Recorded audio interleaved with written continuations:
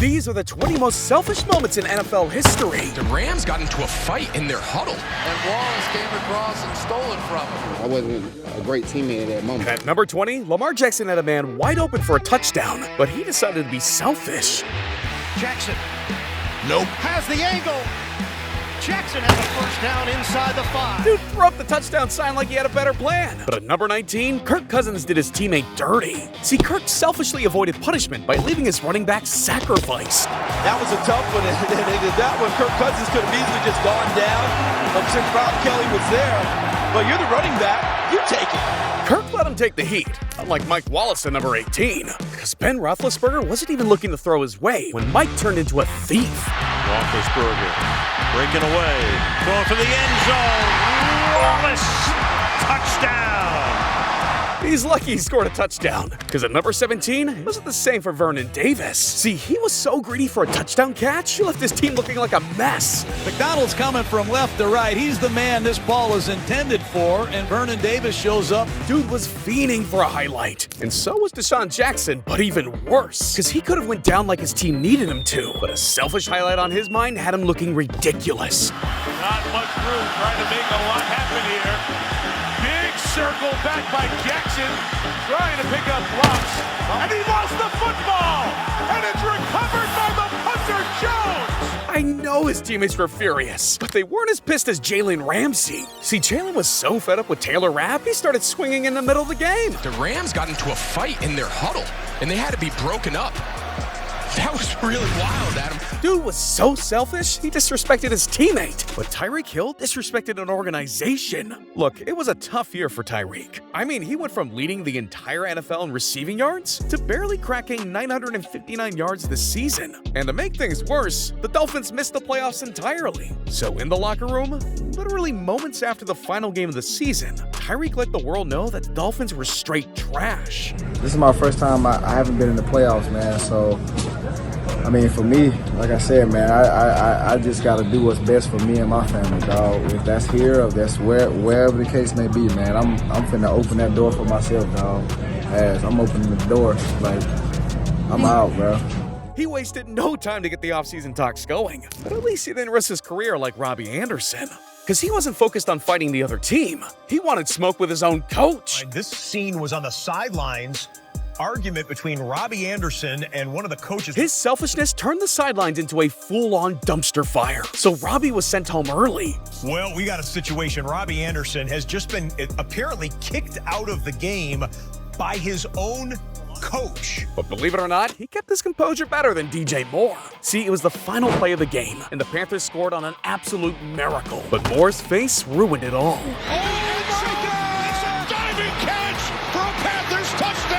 There is a flag thrown during the celebration. Unsportsmanlike conduct, offense number 2 for removing his helmet. Carolina will kick for 1 from the 30-yard line. Now, a 15-yard penalty didn't seem like much until it costed the Panthers the game. Extra point attempt by Pinheiro is no good. Moore lost his discipline, but what happened at number 11 took it to the next level. See, Joseph Ossai wanted to hit Patrick Mahomes so bad, it costed the Bengals the Super Bowl, because the Bengals and Chiefs met at the 2023 AFC Championship game, with Super Bowl dreams on the line. And the Bengals were just seconds away from going into overtime when Mahomes ran out of bounds. But Ossai couldn't keep his anger contained for just 1 second longer. And a flag's coming in to put him 15 yards closer. Now, this penalty moved the Chiefs 15 yards, just enough to leave the Bengals heartbroken. All the way, it's good! Ossai let down his teammates and had to own the fact he ruined the dream. I was emotional. I was in the moment. I was wrong. I would say I was wrong. As a man, you can look at yourself in the mirror and say, I was wrong. I wasn't a great teammate at that moment. Damn, one move that could have changed history. But at least he didn't quit like Devondre Campbell at number 10, because the 49ers signed Campbell to fill in for Dre Greenlaw, who was playing his first game in a year after tearing his Achilles. Dre Greenlaw, it doesn't look pretty. A top linebacker in action had the 49ers hyped, but in the third quarter, Greenlaw went down again. They were already thin at linebacker, so they needed Devondre to come up big. But he was all in his feelings about going back to the bench, and when his number was called, he walked off. Devondre Campbell didn't play a snap tonight, but this is him walking off the field, helmet in hand, in the fourth quarter. And after the game, his teammate George Kittle was absolutely disgusted. I don't like distractions on the sideline. I think that's ignorant, and I think it's just dumb. It's just stupid, and it's very immature. And I just don't see how you can do something like that to to your team. And Charvarius Ward had even more harsh words. I mean, he's a professional. He's been playing for a long time. I mean, if he didn't want to play, he shouldn't have dressed out. You know, he could have told me that before the game. So I feel like there was some sucker shit that he did. Dude let his team down bad, maybe even his career. But Chad Ochocinco ruined his legacy, because Chad made the most selfish touchdown celebration in NFL history. What does that say? Future Hall of Fame. I mean, this dude disrespected the greatest players of all time when he inducted himself into the Hall of Fame. Now, it was all jokes for Ochocinco, but this became known as one of the most absurd moves the NFL has ever seen. Even his coach was pissed. Bad move. Told him that when I found out about it after the fact. I mean, that's the pinnacle of this profession, and never do you do anything that would be construed as not respectful of the Hall of Fame. But here's the kicker. This move had some serious repercussions. See, despite being one of the most feared receivers to ever play the game, Chad's selfishness is the real reason he'll never make the Hall of Fame. If my focus was the Hall of Fame, I think I would have conducted myself in a different manner. I would have conducted myself in a way of obviously not putting the jacket on, mocking, the Hall of Fame. I'm just one of the few players who has an identity outside of just football. Yeah, and he lost all credibility, just like Odell Beckham Jr. at number 8. See, OBJ and the Giants were getting ready for their playoff match by throwing down one of the most infamous parties ever. Now, it was the final game of the season, and the Giants had already earned their way into the postseason. So what did OBJ do right after their regular season finale? He threw a boat rager all the way in Miami. Yeah, just days before the biggest game of their lives against the Green Bay Packers. And they partied with the biggest stars, because Trey Songz and Justin Bieber raged with the Giants all night long. And once the videos with shirtless photos for Instagram came out, the media was on their heads immediately. Because why were some professional athletes flexing on the internet instead of preparing for their game? Now, OBJ brushed it off like it was nothing. But when game time came, he played like straight trash. Manning, pass is dropped. Quick throw, and Beckham can't come back with a one-handed grab. 3rd and 11. There's Beckham, and it's off his hands. Dude played his most important game yet and finished with just 28 yards while the Giants got blown out. Packers win, 38-13. So questions came quick, but OBJ denied everything about the party throwing his game off. At the end of the day, I went through practice, had 0 drops, 0 missed assignments. There was nothing that could connect 7 days ago to today and how we came out and played and executed. There's just nothing in the world that's not realistic. But what really showed how selfish Odell was is that he punched a hole in the wall. Dude just needed to focus on the game, and maybe the Giants would have had another championship ring. Instead, he gave us the most memorable party in NFL history. But nobody has a history of mindless selfish plays like Leon Lett at number 7, because he had 2 of the most embarrassing fumbles ever witnessed. Now it was Super Bowl 27 with the Cowboys up huge. So once Big Leon picked up a fumble with an open lane to the end zone, all he needed to do was cross the goal line and put the game away for good. But he wanted to celebrate like every other player who got to live their dream, and it quickly became one of the worst plays of all time. He's being chased by BB.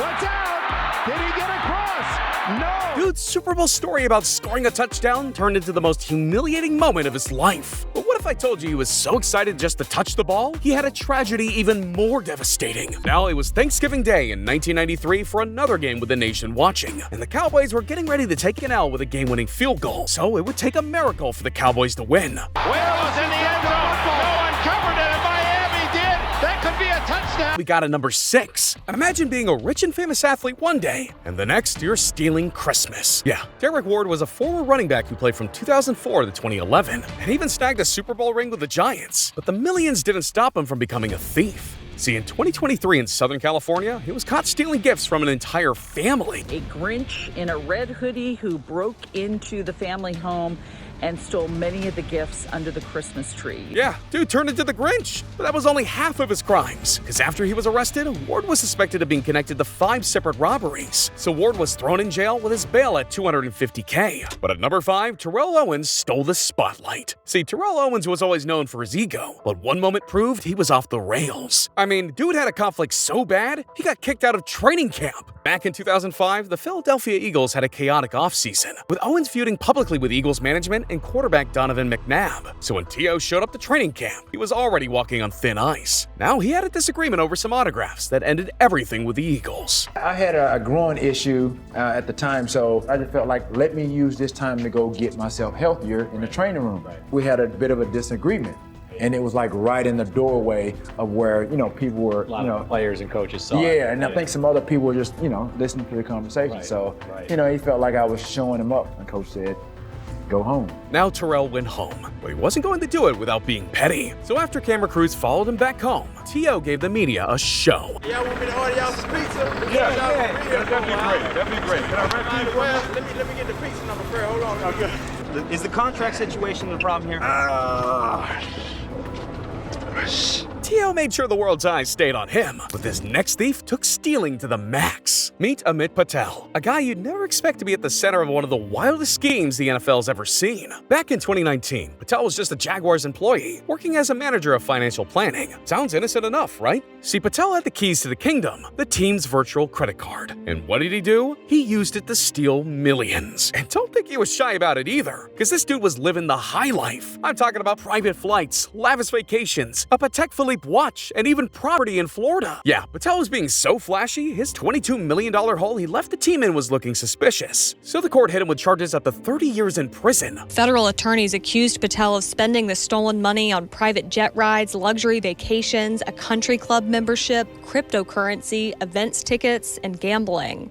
Patel was lucky to get out with 6 years. But at number 3, Michael Irving's selfishness had him part of one of the biggest NFL scandals ever. Look, Irving might be one of the greatest receivers of all time, but he single-handedly dragged the Cowboys' reputation through the mud. See, in 1996, the Cowboys were fresh off their 3rd Super Bowl of the 90s, sitting pretty at the top of the NFL. But guess what? They partied just as hard as they played. Now, they were known for getting into trouble with some past scandals, but Michael Irving was the ringleader of it all. So just a month after their Super Bowl victory, Mike decided to throw himself the most epic 30th birthday party ever. In true 90s Dallas style, he checked into a hotel room full of cocaine, marijuana, and strippers. My man was living it up until the cops busted through the door. The charges stem from a March 4th drug bust at an Irving, Texas hotel room. Irvin was present at the bust but was not arrested at that time.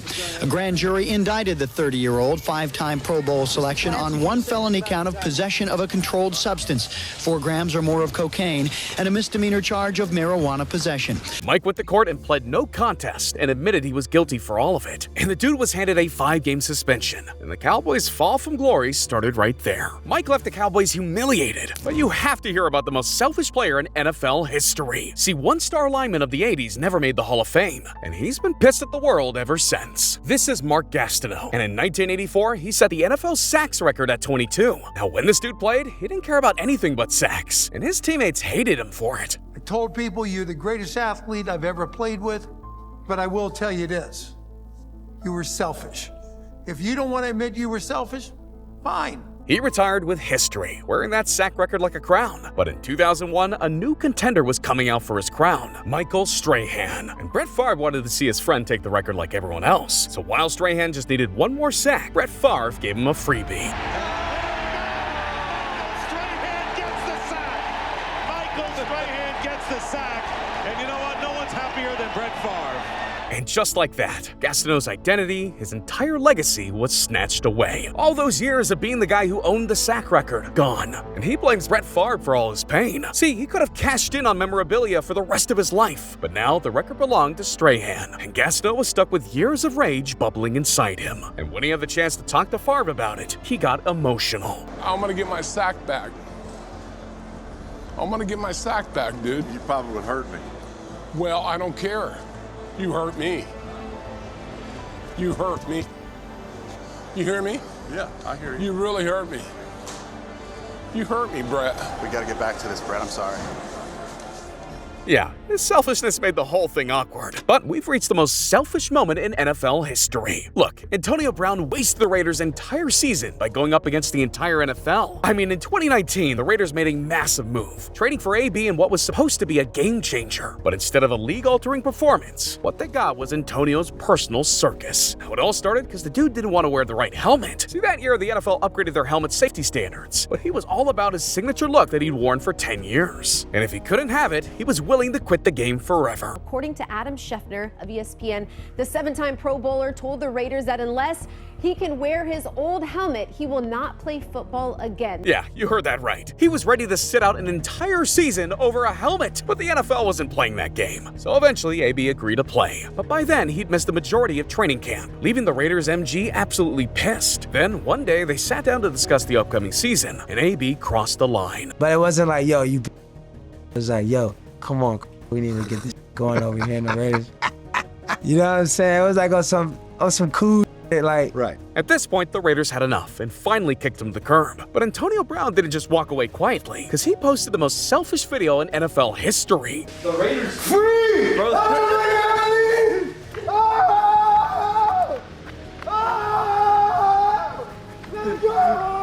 A franchise banked on AB to be their future, and he wasted it all.